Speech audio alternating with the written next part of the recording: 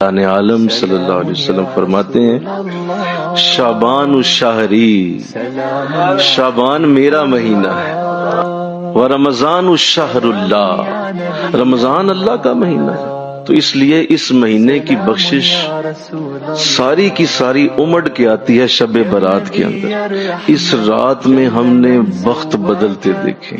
اس مہینے کی اس رات کا تعلق آقا کے ساتھ، اور اس کے پیچھے ایک اور وجہ بھی مفسرین نے لکھی کہ شب برات کی رات میں جو عزتیں برکتیں دی جاتی ہیں وہ میرے نبی نے اس لیے انتظام فرما دیا کہ میرا امتی شب برات کی رات پاک اور صاف ہو جائے اور پھر رمضان میں داخل ہو جائے۔ ساری زندگی اس رات کو نہ چھوڑنا، اپنے بچوں کو بھی اس کی تلقین کرنا۔ ایک تو یہ کہا گیا کہ ہم نے قرآن مبارک رات میں نازل کیا، اس رات میں ہم قرآن کو نازل کر چکے تھے۔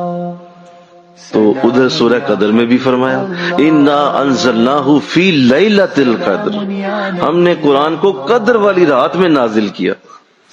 اب مفسرین فرماتے ہیں کہ لیلۃ القدر تو رمضان کی آخری طاق راتوں میں سے ایک ہے، تو یہ مبارک کا کون سی رات ہے؟ یہ جوڑا گیا ان دونوں آیتوں کو، وہ فرمایا کہ یہ شب برات مراد ہے۔ یعنی سنیے، اللہ نے اصل میں قرآن کا نزول اس رات میں لوح محفوظ سے آسمان دنیا پہ کر دیا ہوا تھا۔ وہاں سے جبرائیل علیہ السلام اسے کاپی کر کے جب پہلی آیات لے کے آئے تو وہ لیلۃ القدر تھی۔ مفسرین فرماتے ہیں لیلۃ القدر کی بڑی عزت ہے، پوری سورت اتاری گئی اس کے لیے، کیونکہ قرآن اتر گیا سینہ مصطفیٰ پر، لیکن اصل قرآن کا نزول شب برات میں ہی ہو گیا ہوا ہے۔ تو اصل میں اس کی بھی ساری عزت و برکت قرآن کی وجہ سے، اور یہ بھی قرآن سے جڑی ہوئی رات ہے، اور اللہ نے اس رات کی ساری عزتوں کا تعلق قرآن سے ہی جوڑا ہے۔